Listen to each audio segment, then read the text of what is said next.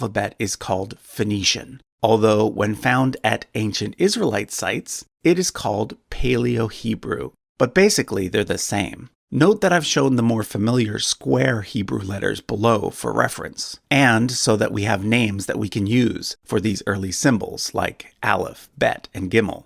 It's interesting to note that the earliest portions of the Hebrew Bible would have been written in this ancient script, not in the square letters used by Jews today. Those developed several hundred years later. But on this chart, we are concerned with the evolution of the Latin script. So instead of tracing the development of these early letters into later Middle Eastern scripts, like Hebrew and Arabic, we are now going to turn our attention to the Greeks. I've labeled this third line Archaic Greek in order to distinguish it from the more familiar classical Greek letters, which are still used today. However, I've shown the modern ones below for reference, so that once again, we have names that we can use for each letter.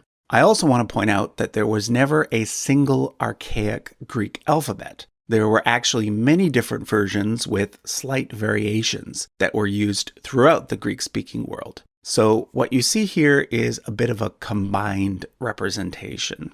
The important thing I want to point out at this stage is that the sound value of several letters changed significantly. Prior to the Greeks, the alphabet was strictly a consonant alphabet, also known as an abjad. This means there were no symbols that stood for vowels. But the Greeks changed this. There were several Phoenician letters that they did not have a use for, such as the aleph and hey. So they instead repurposed those symbols to stand in for vowel sounds. So aleph became alpha, which is an A sound, and hey became epsilon, which is an E sound. But the shapes of these letters basically stayed the same. So keep in mind that this entire chart is focused on the evolution of the letter shapes, even though those letters were often pronounced differently at different times and places.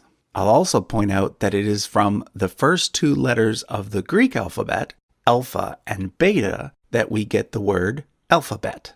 Okay, so the next stage is Old Italic. Again, there was no single Old Italic alphabet. Instead, there were many different versions, of which the most important was perhaps the Etruscan alphabet. But what I've shown here is kind of an amalgam of different Old Italic scripts. The most important thing to point out at the Old Italic stage is that several letters were dropped. This is because there were some sounds that Greek speakers made that Latin speakers did not. So, for example, the Greek letter theta was not needed for ancient Latin. So the ancient Latins simply dropped it from the alphabet.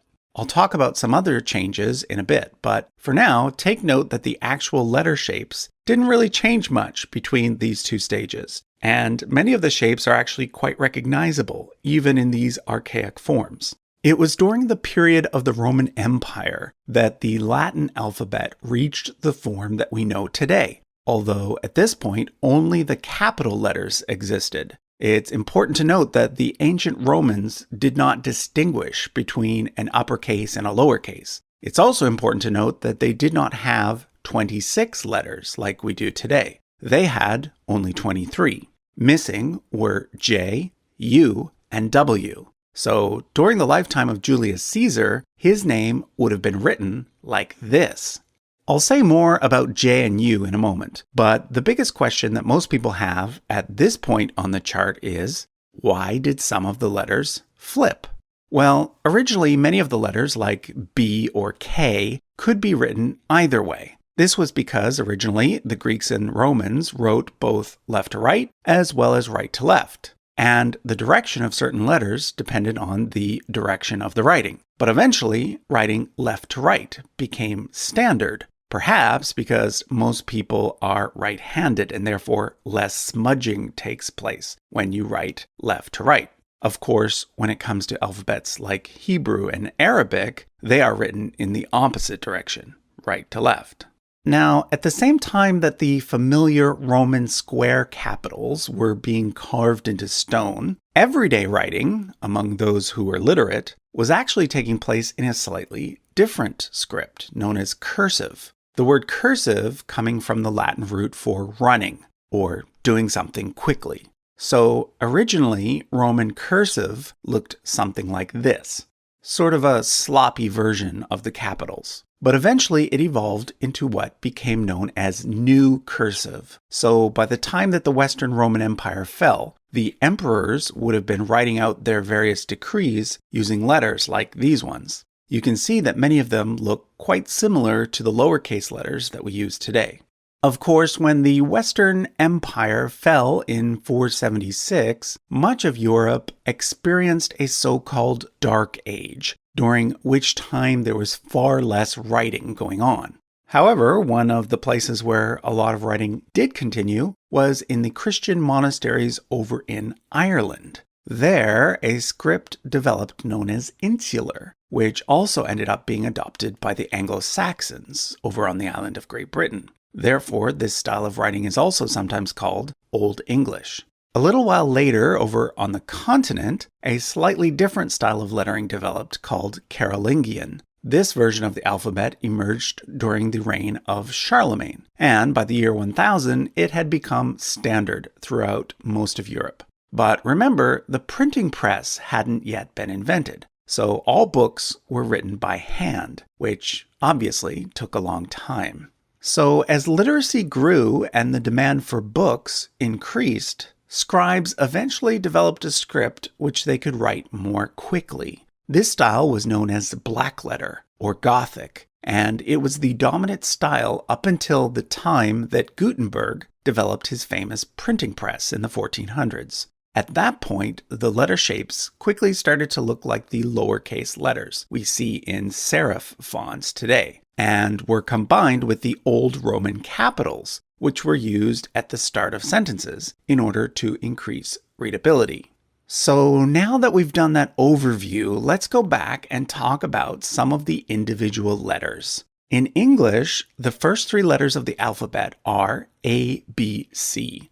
But in the Hebrew and Greek alphabets, which are older, the first three letters are the equivalent of A, B, G. The third letter, in both cases, being a G sound. What happened is this. Sometime during the period of the Roman Republic, the third letter of the alphabet started playing double duty and was used for both a G sound and a K sound. This led the Romans to make a major change to the alphabet. They kept the third letter where it was, but dedicated it to the K sound.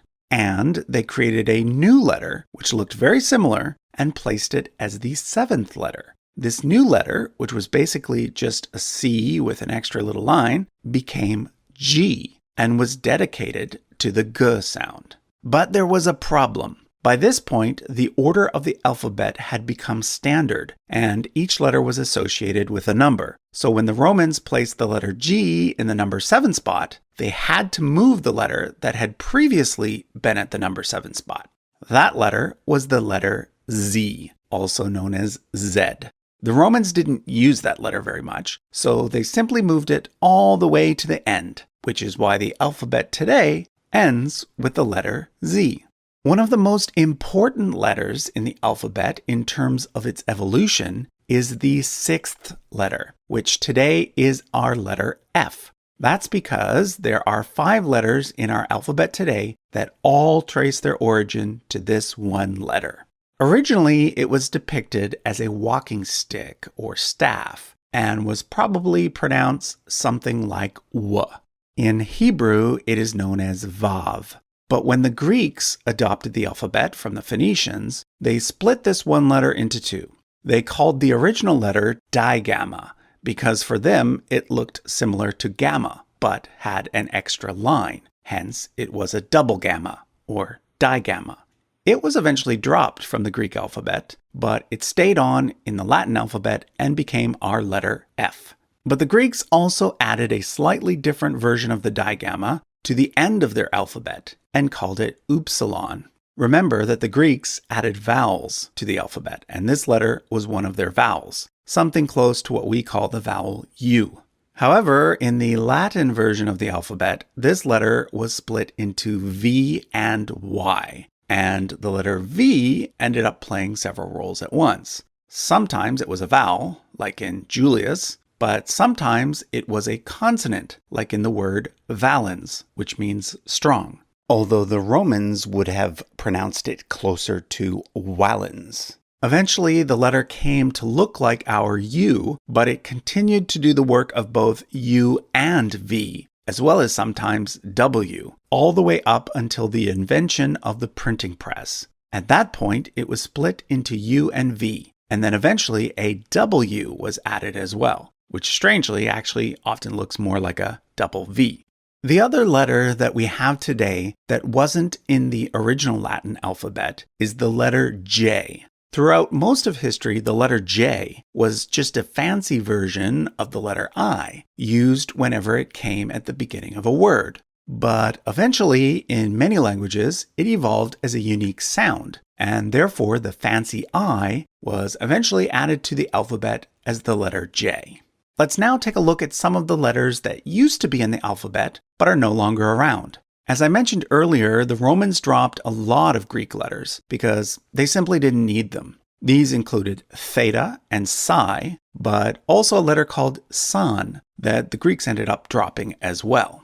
I should also point out that the Greeks added several new letters that never made their way into the Latin alphabet. These include phi, psi, and omega, which was based on the letter O, and also sampi, which the Greeks dropped as well. The only Greek-created letter that did make it into the Latin alphabet is the letter chi, which we call X.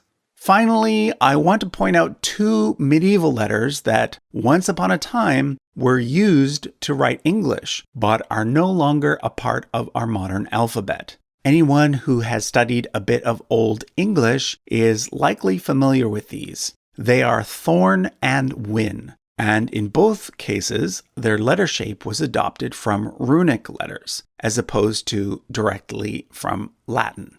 Thorn was a th sound, and win was a w sound. But like I say, these two letters were eventually dropped, although thorn is still used in Iceland today. So that was a look at how the alphabet has changed over the centuries. Like I say, if you would like to buy a copy of the chart as a poster, you can head over to my website, usefulcharts.com, or simply follow the link on the screen now or in the description. Thanks for watching.